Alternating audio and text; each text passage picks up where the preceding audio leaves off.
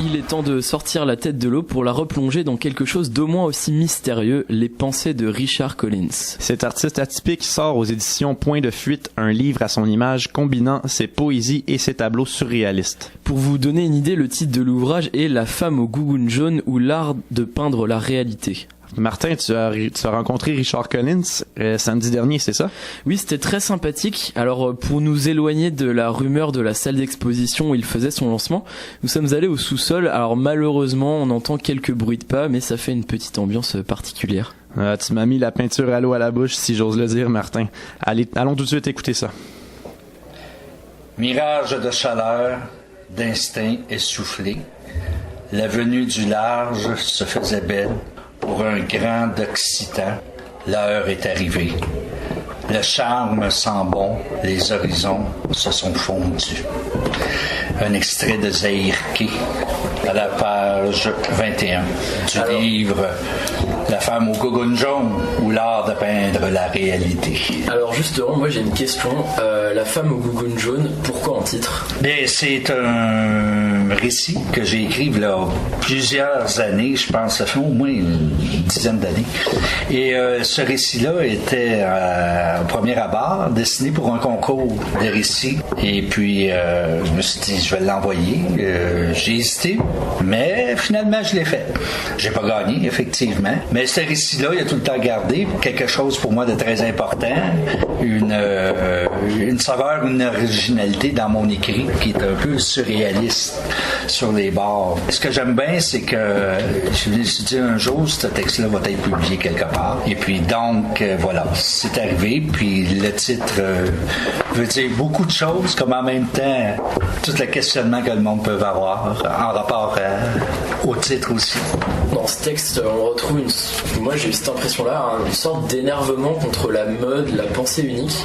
Qu'est-ce que vous avez voulu faire passer comme message? Bon, mais c'est un peu un récit aussi en même temps sur plus ou moins, je dirais pas contre l'establishment, mais un regard autre, c'est qu'on a tout le temps, pour ce qui est autant de la politique, de la mode, de la société, etc. J'ai l'impression que je suis encore un éternel révolté, mais je m'en fais pas avec ça.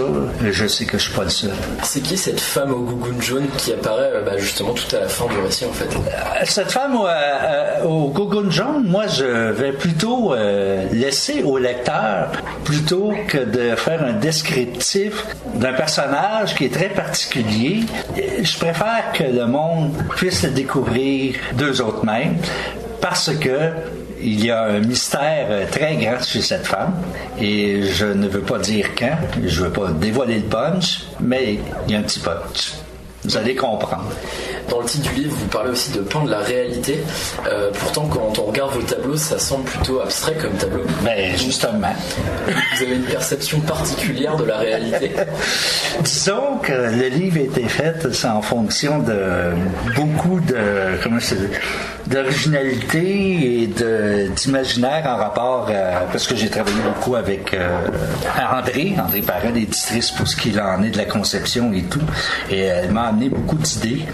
Et la réalité, en fin de compte, que je peins, c'est mon intérieur. Or donc, je n'ai pas d'autre prétention que celle-ci, que de donner aux gens un univers qu'ils ne connaissent pas et que j'espère qu'ils vont découvrir par ce livre. Moi, je me demandais aussi comment est-ce que vous avez associé texte et image? Texte et image, c'est encore beaucoup de collaboration. André a beaucoup amené son imaginaire et sa manière de disposer les pages pour donner un impact aux écrits. Et puis, on a travaillé en conséquence pour amener une idée commune et on a beaucoup ri à faire la conception de tout ça. D'ailleurs, pareil, pour la mise en page, c'est aussi une idée nouvelle ou alors c'était une contrainte de format à cause des œuvres? Non, c'est pas une contrainte, c'est un choix. C'est un choix en même temps qui, pour moi, qui est très important. Quand on regarde aussi les livres d'art, la plupart du temps sur le marché, ils ne sont pas comme accessibles, le format, premièrement. Il des fois, parfois très grand, Alors, cartonné. Comme on est à la radio, je vais peut-être préciser que le livre fait quoi à peu près. Ça ressemble à un livre de poche, mais mais paysage, quoi. Exactement. Et moi, je trouve que l'art doit être accessible à tout le monde. Donc, il serait peut-être bon qu'il soit traîné un peu partout et montré à d'autres gens, plutôt que dans la maison, dans le confort du foyer, parce que tu peux l'emmener, le traîner. Il est totalement accessible à tout le monde. Parce que l'art, pour moi, il faut que ce soit c'est accessible à tout le monde, et pas à des particuliers, en fait. Alors, en parlant d'art, j'ai vu qu'il y a un poème qui s'appelle Le Figurant. Oui. Vous avez fait du cinéma? J'en fais encore, d'ailleurs, oui. D'accord.